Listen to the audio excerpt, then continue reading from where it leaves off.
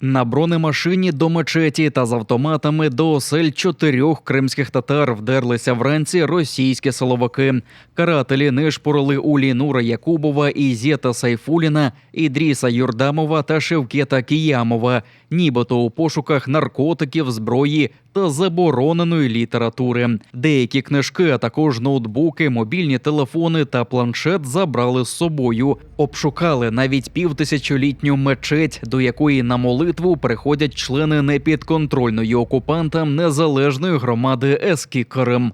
Врешті співробітники окупаційного центру протидії екстремізму вивезли імама громади Ізета Сайфуліна та активіста і брата відомого кримсько-татарського художника Лінура Якубова. Это нервная обстановка, которая в народе каждый раз не успокаивается.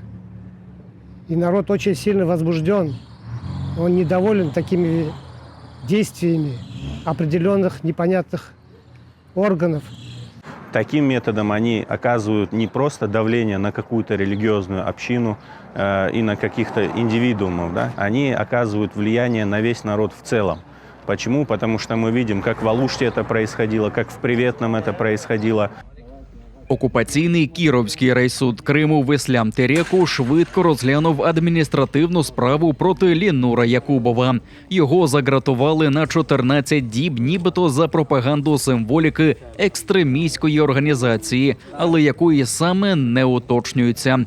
Бранець не визнав надуманої провини, а захисник заявив, що висновки так званих експертів про геральдику – маячня.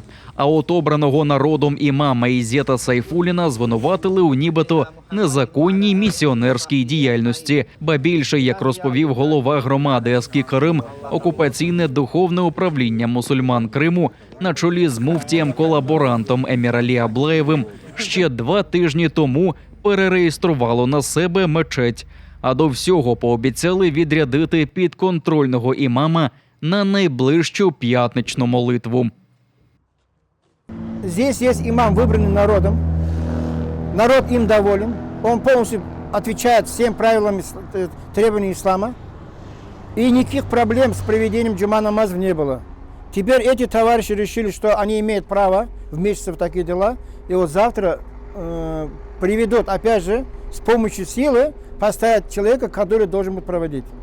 З'ясувалося, що і цією справою проти незалежної громади опікується начальник центру і КАТ кримців Руслан Шамбазов. Він особисто вийшов з погрозами до людей, які зібралися під стінами окупаційного суду на підтримку співвітчизників. Подальше. Я знаю, что по закону вы не правы. Вот Закону, это я знаю. да, вот это и такие.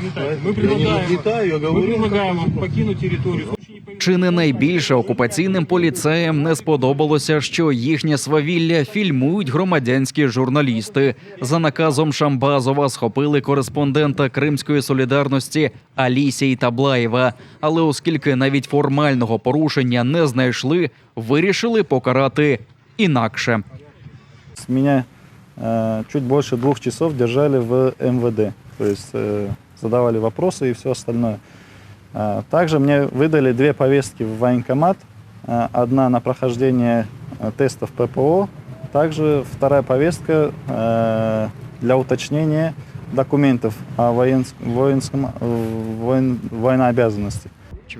За даними аналітиків Кримсос, це вже 2-га облава у непідконтрольних окупантам громадах за останні 100 днів. Перед тим за схожою схемою приходили до кримців в Іслям-Тереку та Алушті. Уже стандартний набір – звинувачення у незаконній місіонерській діяльності, нібито заборонені книжки та призначення муфтієм-колаборантом Еміралі Аблаєвим підзвітного імама у супроводі озброєних бойовиків. Зі зброєю, масках навезли техніки, намагаються залякати наш народ.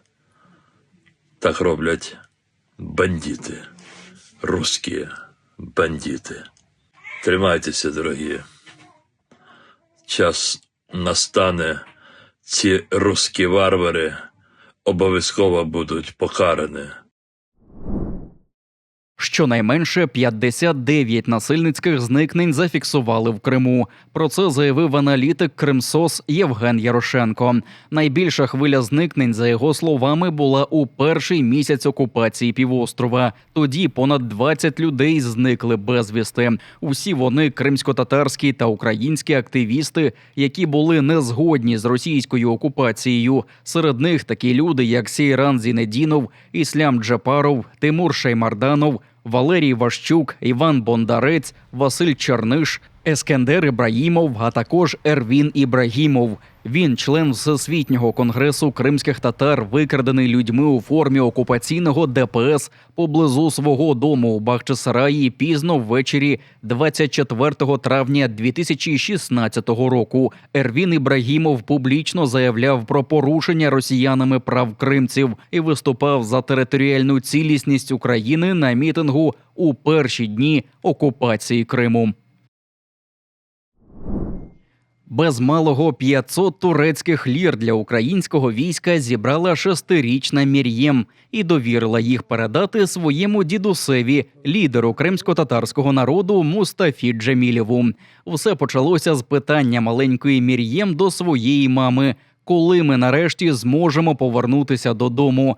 У відповідь почула: після перемоги. Відтоді кожну копійку з кишенькових коштів і решту з закупів у крамниці збирала в очікуванні дідуся.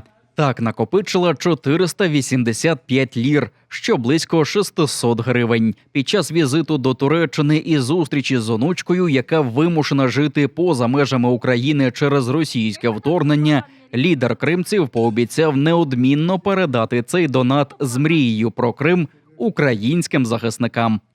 Вона довге время збирала ці гроші. І мамі вона сказала, що хоче ці гроші дати дідулі, а дідуля, щоб віддав нашим воякам. І щоб ті вояки, як можна скоріше, освободили Крим, тому що вона хоче додому.